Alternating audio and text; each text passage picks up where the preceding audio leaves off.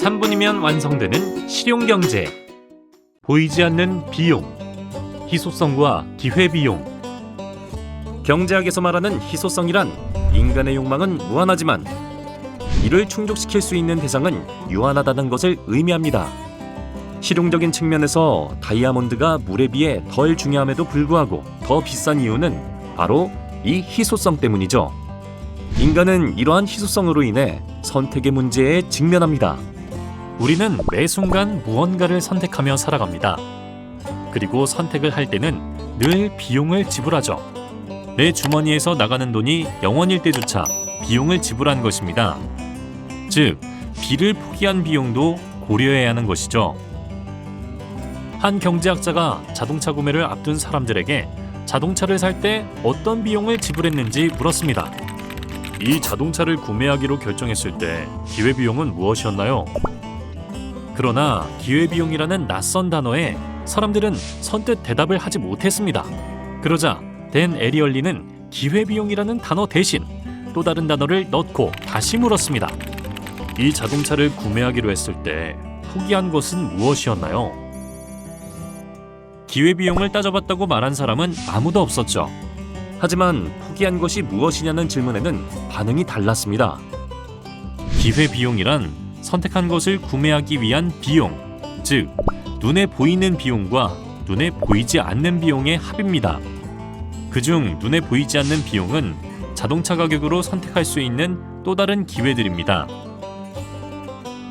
눈에는 보이지 않았지만 자동차를 선택함으로써 포기해야 하는 것들이죠. 이것들 중 가장 큰 비용인 주택을 구매하는 것이 바로 자동차 구매로 인한 기회비용에 포함되어야 합니다.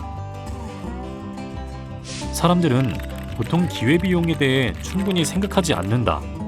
심지어 전혀 생각하지 않을 때도 있다. 이것이 바로 우리가 돈과 관련해서 저지르는 가장 큰 실수이다.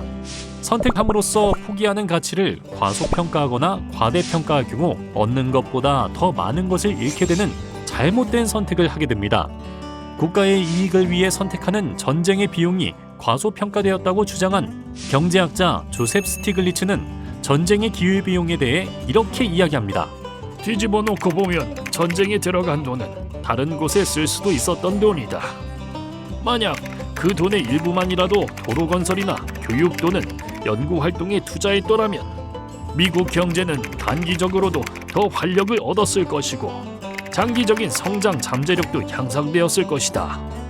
하나를 선택하면 다른 하나를 포기해야 한다는 것은 너무나 명확하고 단순한 선택의 원리입니다.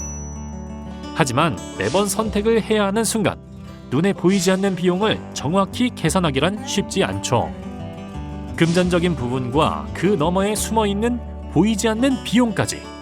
우리는 합리적 선택을 위해서 기회비용을 고려해서 선택해야 합니다. 이는 무엇을 선택해야 하나? 라고 묻는 동시에 무엇을 포기해야 하나? 라고 묻는 일이며 미래에 발생할 효용이나 현실을 직시하여 합리적인 선택을 하는 과정입니다.